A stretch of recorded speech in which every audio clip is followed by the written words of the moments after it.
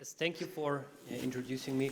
Indeed, maybe I should say a few words about my background, and it's also clear why I don't have formulas in the presentations as I have seen in the morning.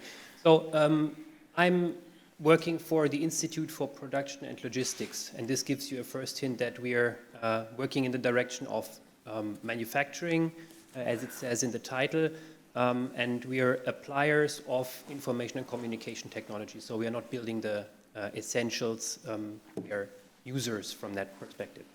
My background is engineering, so I'm more on the user side of AI rather than on the creator side of the base technology. So that's just a hint for the coming slides. And I will talk about a project that's called Koala. That's a European funded research project dealing with digital assistants in manufacturing industry, and I'm the coordinator of that project, so I give you also kind of an overview about the things happening in there related to AI.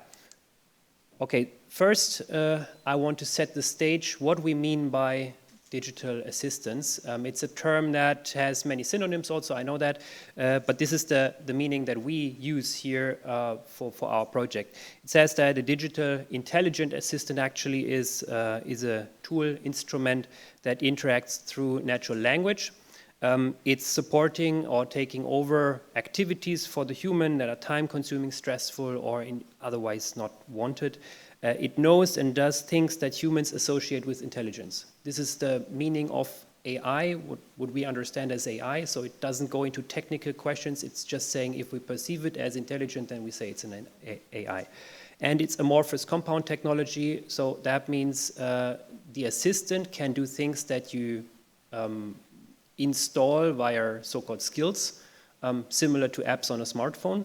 And it's a compound in this sense because a lot of the functionalities in the background depend on other, probably AI solutions, sometimes much simpler solutions, just accessing databases and providing information to the assistant in the front end, so to say. You see also here roughly how a conversational agent works, conversational AI works. I won't go into details about this. Then I don't know how many of you visit factories on a regular basis, probably not so many. So this is then a clarification what the environment is that we are working in. So these are some illustrations from our industry partners in the project.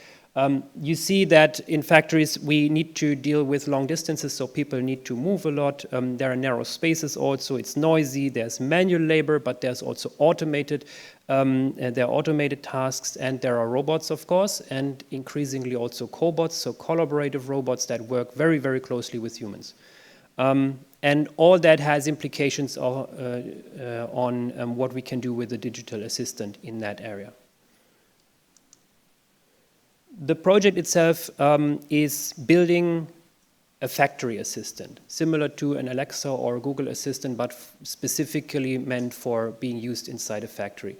And the project itself also focuses on AI, trustworthy AI, and on a voice-enabled digital assistant. So voice interactions are important and trustworthiness is important. We heard something about it in the morning, so we absolutely support this view of artificial intelligence, and you will see some glimpses of what we do with that in the later slides.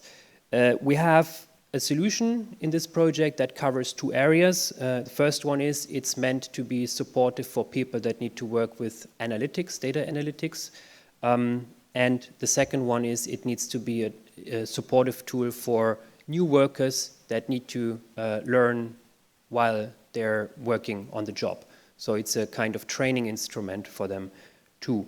You see a range of partners here. It's probably a bit small to see, but we have the academic partners up here.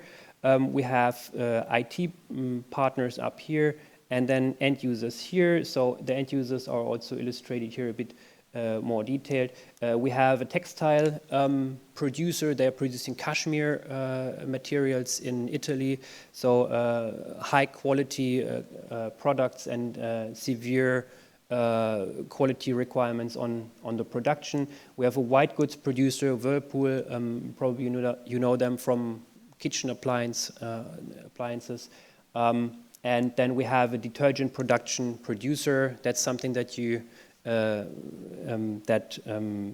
probably not aware of, but when you produce detergents, I mean, that happens in factories, but it's a bit different from the other two because here you're dealing with liquids, here you're dealing with discrete pieces, items. This again has implications on the way that we build or have to build the assistant and test it also. Then what can a digital assistant in general do in manufacturing? We did a small research paper about that last year that came up with these, on the right-hand side, with these general benefits here. They are not specific for manufacturing in all cases, as you can guess from mobile assistants, for instance. This has to do with the fact that we are, for instance, providing a digital assistant on a tablet. But other things, like eyes-free or hands-free, they have quite big importance in manufacturing because when it's narrow, when you need your hands for something to work on something, then how do you interact with an assistant? How do you activate the assistant? How do you navigate through its features somehow with voice? So that's a thing. And here on the left-hand side, you see again the two cases that I mentioned earlier. So we have one that focuses on supporting, enhancing the human while doing analytics, and that means analyzing data from the shop floor, control analytics activities through dialogues, and also explaining results. So we're in the area of explainable AI here. You will see some of that a bit later also. And then supporting on-the-job training. So this has to do with workers that share experience. So you have the experienced worker that needs to communicate to the assistant what he or she knows, and then the assistant can teach that or use that in communication with novices. So this is the idea that we have a kind of knowledge transfer here. And that assistant then also adapts to the learning process of the individual. So when a novice becomes intermediate, at some point the assistant has to change the way it communicates or talks to the user. And now about augmented analytics in particular. So many of you probably know that adopting data analytics for companies is not so easy. It requires skilled employees, and that means these employees need to know about approaches, activities, tools in the area, and of course also machine learning. And they need to have a deep understanding of the data's context, so they cannot just look from a high level on it. They need to go quite deep into the context and understand where the data is coming from. Clean up data also, big task in analytics, and then understanding the users. So who's going to benefit in the end from what you analyze? Then there's a critical barrier for adoption, and that's the shortage of the skilled labor. So I don't know what the average salary is of the data analysts here, but I can imagine that it's an expression also of the shortage of this skill on the market. So the thing is, the education of experts takes long, and there's a high demand right now. So this is like kind of the essence why there is this barrier. And augmented analytics tries to reduce or address this barrier by reducing the skill floor and the education time, by automating certain activities, and also by supporting employees that need to work with data. The first one, automating data analysis, roughly goes with the idea that you can automate machine learning to some extent, this AutoML here, and then assisting or supporting employees goes with assisting with data preparation, processing, and making results understandable somehow. So this is where we focus also with this presentation here, or I focus with this presentation, and that means roughly applying artificial intelligence and natural language processing. So this is what you will see in the coming slides. There will be a demo video on the next slide. I will just briefly explain what you will see there. So our assistant, we have a prototype, or actually several iterations of prototypes already. This is the latest one, and that one's accessible via an Android app that we will also make available as an open source project. You will see IDs mentioned in the conversation that comes next. These IDs are like a crutch for us right now because we don't have access to the clear names behind the IDs. These are business items in manufacturing. So imagine that they will be replaced by clear names of products, of items, of activities, and so on. And the responses will be shortened for experienced users in the end. So this goes in the direction of the what we saw in the previous presentation. If the answers are too long, then you lose the user and it's not helpful. They will not perceive it well. And the presentation does not contain explanations. This is a fundamental research topic that we cover, and the current things that we can show about it are not very impressive. So it's kind of shitty explanations somehow. We need to work on that, so it's not presentable, I would say, at least not beyond a research talk. So, I want to register a new product. Please use your app to scan the item's QR code.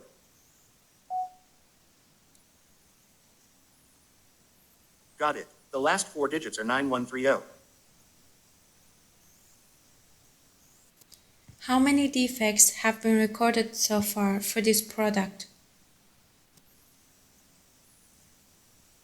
The number of recorded defects is 252.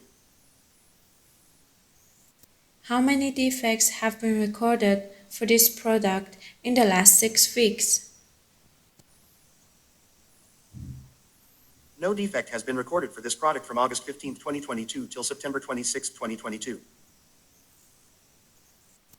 What are the top 5 defects for this product?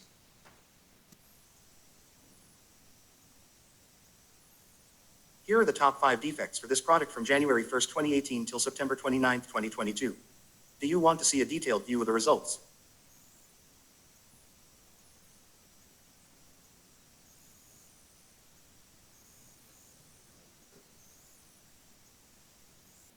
Show me data only for component door.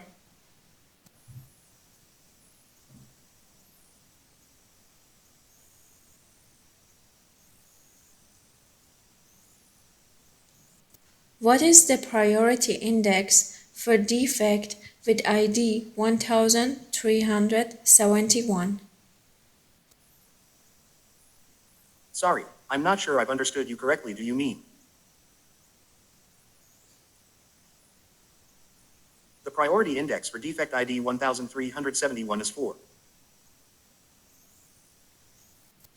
Can you do a prediction?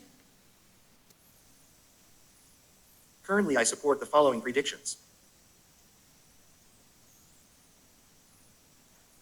I predict that the most probable defect group is 1201.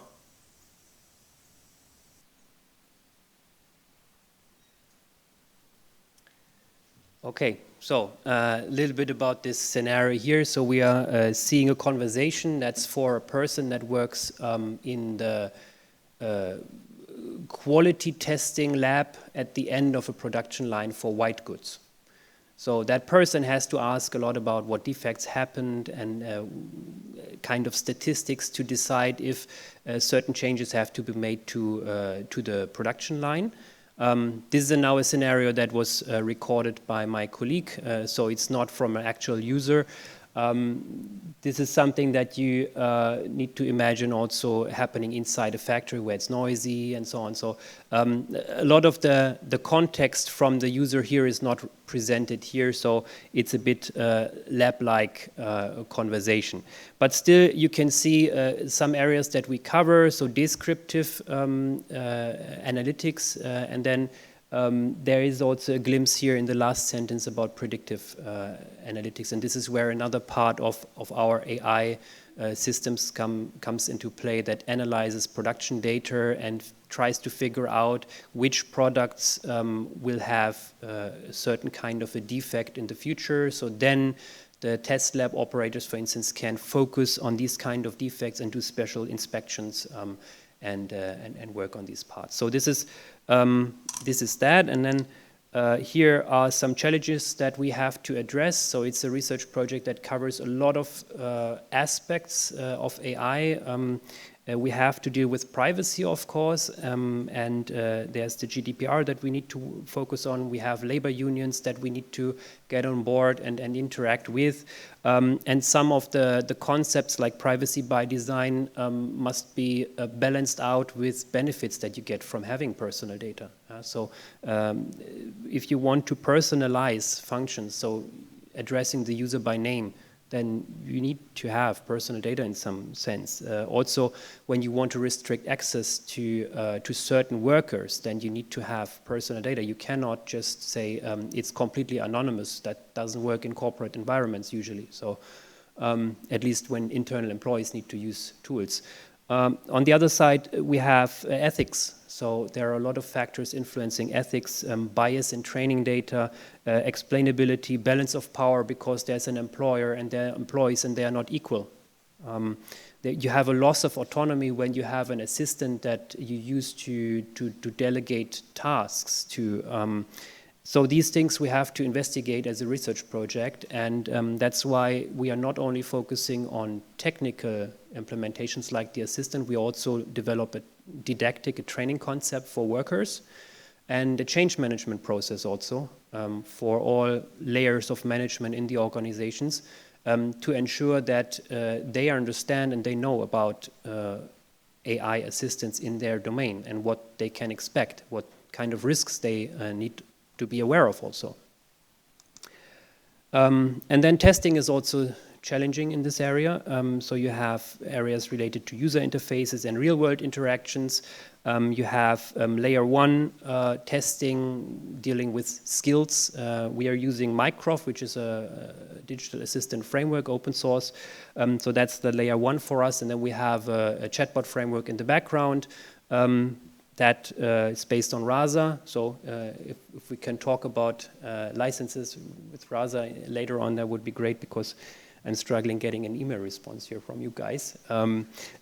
So yeah, so this layer two, and then there are the custom models in the background. So the prediction for production quality, that's one thing. Then testing focuses on system usability, cognitive workload, AI trustworthiness. So we are trying the self-assessment tool Altai from the European Commission to figure out if it works for us, how it works for us, business benefits, of course. And then test users, we need to ask workers' councils for permission to get test users. And then we have an issue also with the fact that we don't want to have bias, but in factories, you oftentimes have inherent bias in the workforce because there are more men than women, for instance, or certain kinds of demographics present. So this is all struggling or is difficult to work in such a project, and probably a thing also special for manufacturing. Thank you. That's everything here, and I think it's time for questions. Thank you so much, Stefan. Should we play the question? I think there is one in Slido. But if that person feels so compelled, or that, yeah. Oh, great, thank you. I, from Rasa, will definitely return your email after this. Apologies for that. My question is regarding whether or not you have a text chat in tandem with your voice-enabled chat, and if that's the case, do you actually separate out your NLU models for both voice and text? Because I've seen it done both ways, and I'm just curious what the best, or how people are doing it. I mean, we're pretty simplistic in that matter, so we use Rasa as much out of the box as possible. So behind that is a Mycroft skill that bridges to Rasa, and then we have a more complex Rasa model in the background that does everything intelligent, I would say here. So we need the Mycroft side because that provides us a skill framework and some features that are hopefully being finished soon by them, by the Mycroft guys, to work on different devices, mobile devices and this stuff. So does that answer the question somewhat? I think so. Can you text with the agent as well? Yeah, Okay. yeah, you can. Got it. Of Okay, course, so yeah. all in one. Yeah, it's a multimodal interaction. So you can talk by voice. You can switch on voice output when you want, when you need. You saw also different interaction modes, like walkie-talkie, when you need to press the button every time. You can have a conversation that is a ping-pong, so it waits for you till you respond to go to the next turn, and you have a wake word mode also. And you saw Google here, but Google is not the best trustworthy solution, so we're also looking or planning to use Koki, for instance, to replace that Google part somehow. Then we lose some reliability probably, but that's a compromise on this side here. Trustworthy is probably not as reliable as corporate solutions at this point. So. Thank you. Okay, I think one more question. I don't know, somebody was before, so. Thank you. Thank you for your presentation. As you mentioned, manufacturing is quite noisy place. Is mic in mobile phone and regular Google ISR good enough for this task? Mm-hmm.